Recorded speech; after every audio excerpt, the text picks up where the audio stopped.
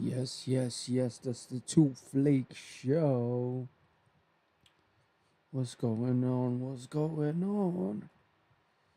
First off, Two Flake Show. We out here. And yeah, it's been a great day.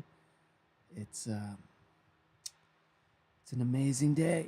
I'm looking forward to the day. But let's start with some breaking news. Another airline has crashed. Another airplane crash. What's going on, people? What do we think is the reason for these airplane crashes? I'm not sure. Let's see what they have to say about this. In Toronto, airplane crash in Toronto. This Delta flight 4819, operated by Endeavour Air, it's a wholly owned regional airline by Delta Airlines, was coming into land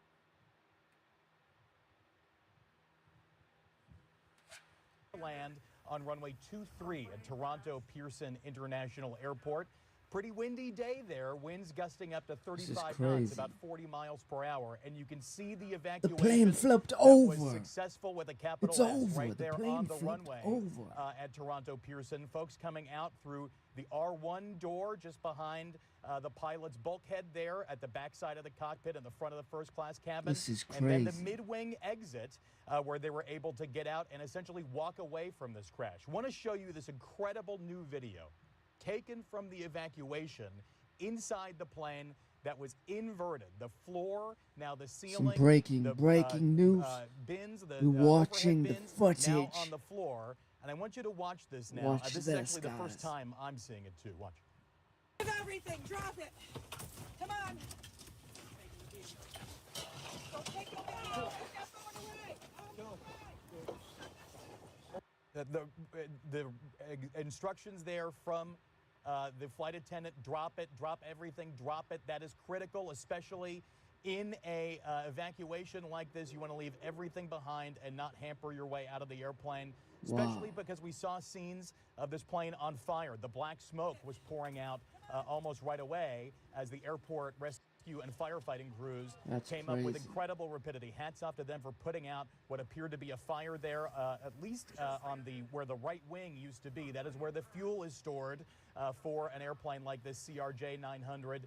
The configuration of this plane, 76 seats, and all of them were full. 4 members of the crew, so 80 people in total. We've seen reports vacillate. That's crazy. That's absolutely crazy. We're joined down by the U.S. delegation that just wrapped up their meetings with the Russians. Are you walking away with this with any agreements for any follow-up conversations? Well, I would start by saying we've agreed on 4 principles that I think are important. First is that we're going to appoint our teams respectively to work very quickly to reestablish the functionality of our respective missions in Washington and in Moscow. For us to be able to continue to move down this road, we need to have diplomatic facilities that are operating and functioning normally. The second point is that we're going to appoint a high-level team from our end to help negotiate and work through the end of the conflict in Ukraine in a way that's enduring and acceptable to all the parties engaged. The third point is to begin to work at a high level as well to begin to discuss and think about and examine both the geopolitical and economic cooperation that could result from an end to the conflict in Ukraine. Obviously, we have to see that conflict come to a successful and enduring end in order for that to be possible. And the last thing we agreed to is that while our teams are going to be working on all of this, the 4 of us who were here today, the 5 of us that were here today, are going to remain engaged in this process to make sure that it's moving along in a productive way. What does an enduring and successful end look like? Did you present any proposals to the Russians today? Well, there are some underlying principles. This needs to be a permanent end to the war and not a temporary end as we've seen in the past. We know just the practical reality is that there is going to be some discussion of territory and there's going to be discussion of security guarantees. Those are just fundamental basics that will undergird and underlie any type of discussion. But I think the most important part is the president has stated his desire, his determination to end this war, to end the killing that is going on, the death and destruction that is happening as this war, goes on and on, month after month after month, in the killing fields of eastern and southern Ukraine is unacceptable. It is not in the interest of either country. It's not in the interest of the world, and certainly not in the interest of the United States and Europe.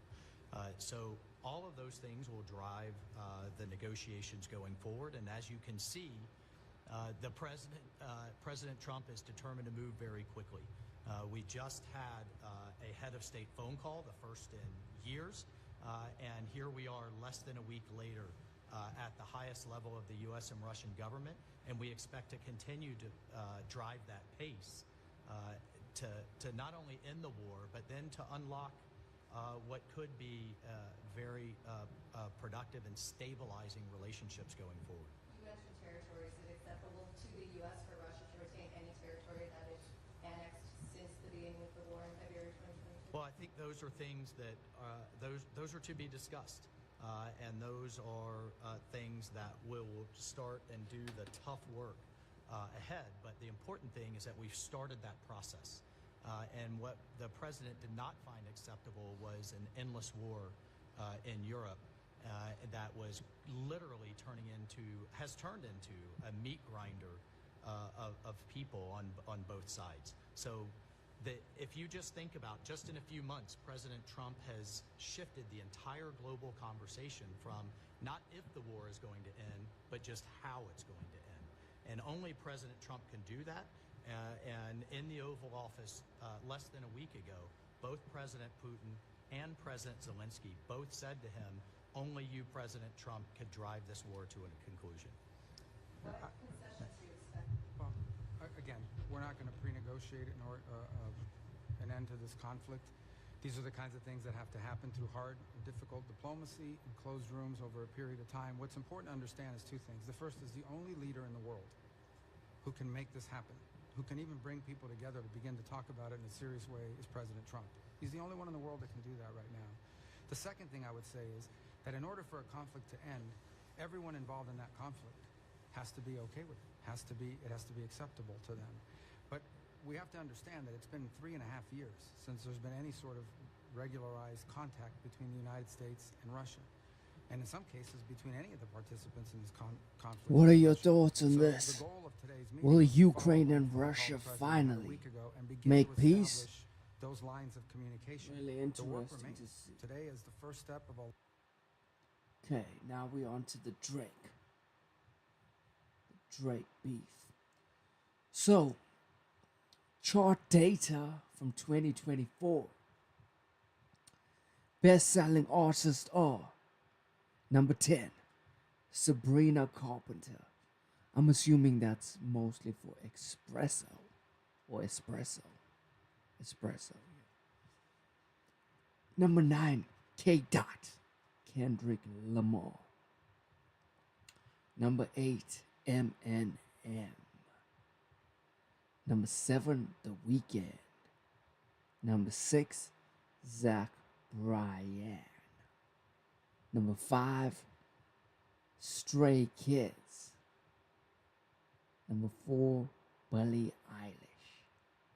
Number 3, 17. I have never heard of them in my life.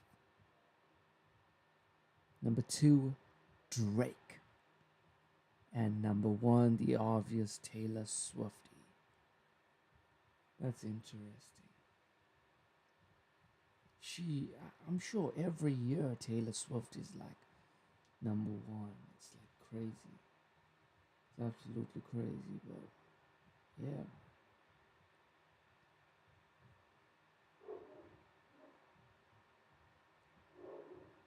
Trump.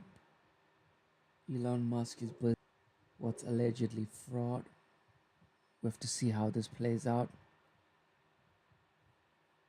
And so we can know better.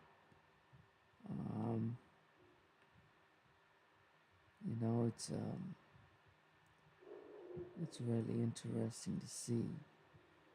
That's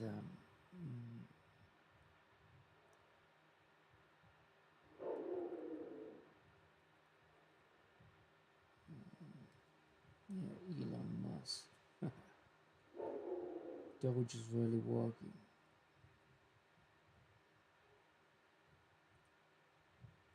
What are your thoughts on Doge, guys?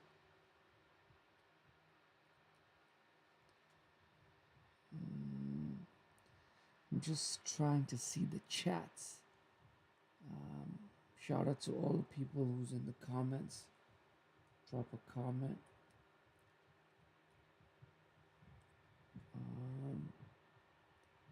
Let's just check who's in the comments here real quick.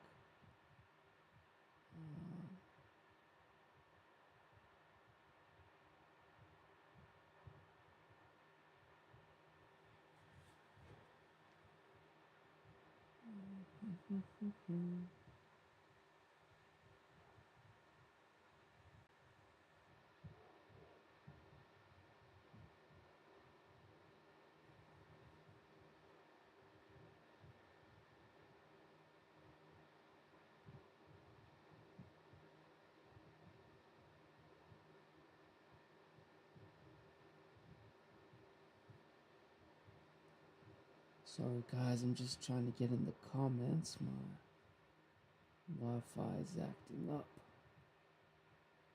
Here we go. Okay.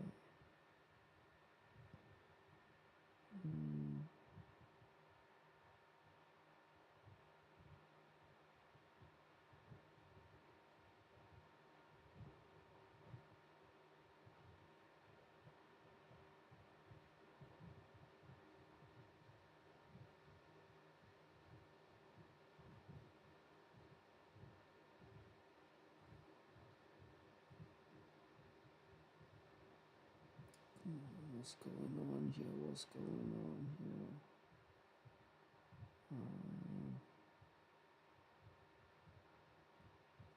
I'm so sorry about this, guys. My YouTube comments is not allowing me to comment. Come on.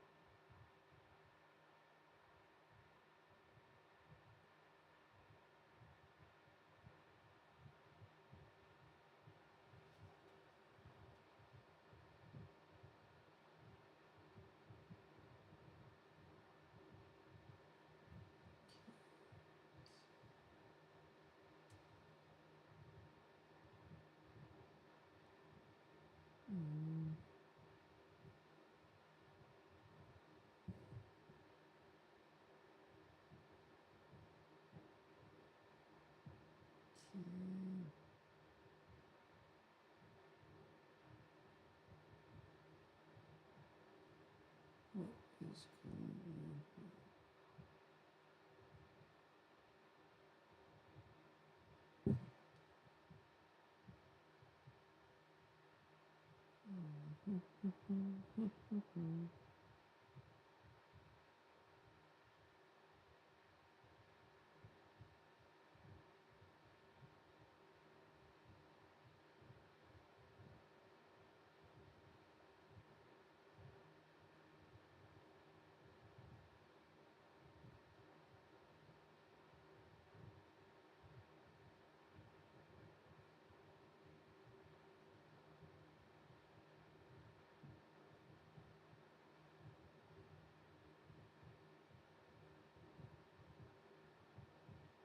What is going on?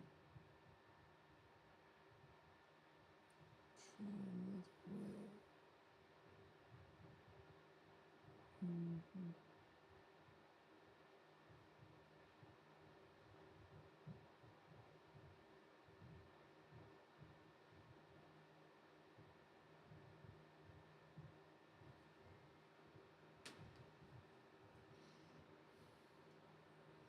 Moment, guys, one moment.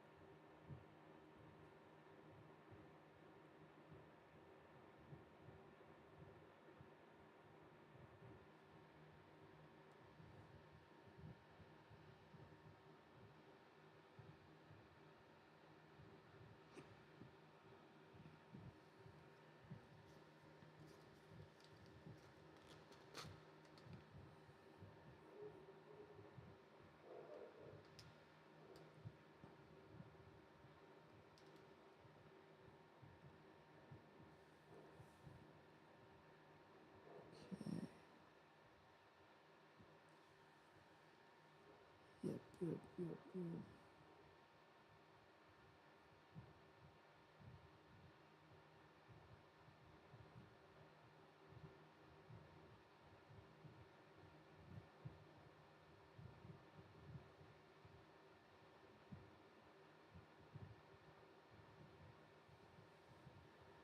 What's going on with the chat? Okay, here we go. Hello, Shub. What's up, S Hub? Or Shub? Thanks for watching the live. Would I do a reaction to movie trailers? Absolutely. I will definitely be doing a. Will definitely, most definitely be doing a reaction to some movies soon. What movies should I react to? What movie trailers should I react to?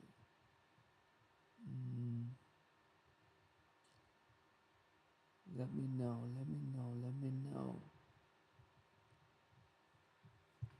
What movie